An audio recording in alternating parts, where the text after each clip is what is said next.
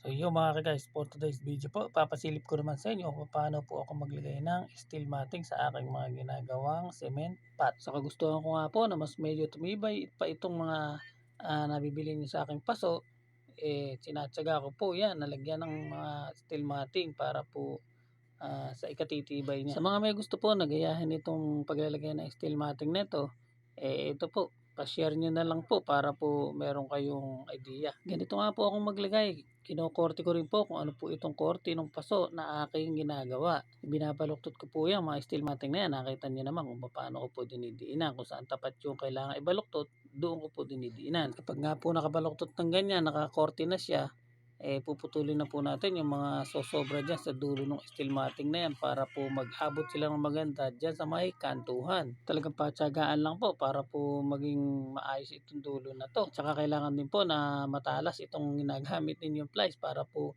madali niyong mapuputol. Ako nga po, sumasakit na yung pulso ko, mapurol na itong plies na gamit ko. Yun nga lang po, dahil nga po araw-araw ko pong ginagawa ito, kumbaga nasanay na yung aking kamay ng kapipiga dyan sa mapurol na plies na yan. Pakishare na lang po yung video na to para po pag nag-viral makabili po ako ng mahusay at matalim na plies.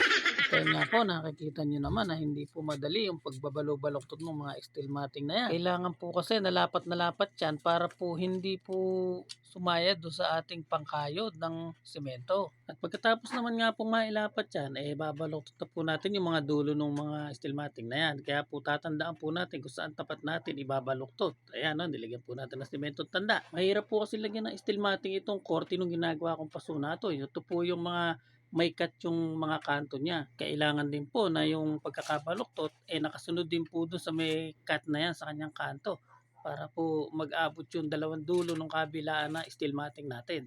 At ganyan nga po yung pagbabaluktot niyan para pong ile-letter L po natin sila lahat. At dahil nga po yung kanto ng paso na to merong cut na parang nakapa-curve, pati po yung pagkabaluktot niyan medyo i-curve din po natin siya sa pinakakanto. Ayan, ganyan po siya. O, kita niyo pagka po inilapat natin.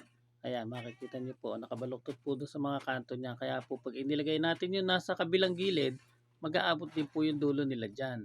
At pagkatapos nga po, ayan, ganyan po. Ibabaw naman, ibabaluktot din po natin yan. Kaya po nilagyan din po natin ng tanda na simento para po alam natin kung hanggang saan siya ibabaluktot. Mahalaga din po na nakabaluktot yan sa ibabaw na yan para po yan po yung yung magbitbit sa pinakapuwitan nitong ating ginagawang paso. Kailangan po na kawit-kawit sila at abot-abot yung dulo para po lumalaban kahit saan po bitbitin itong ating paso. Ayan, ganyan po kabusisi ang magkabit ng steel matting. Isang side pa lang po yan, napakatagal na bago maikabit. At yung nadali din.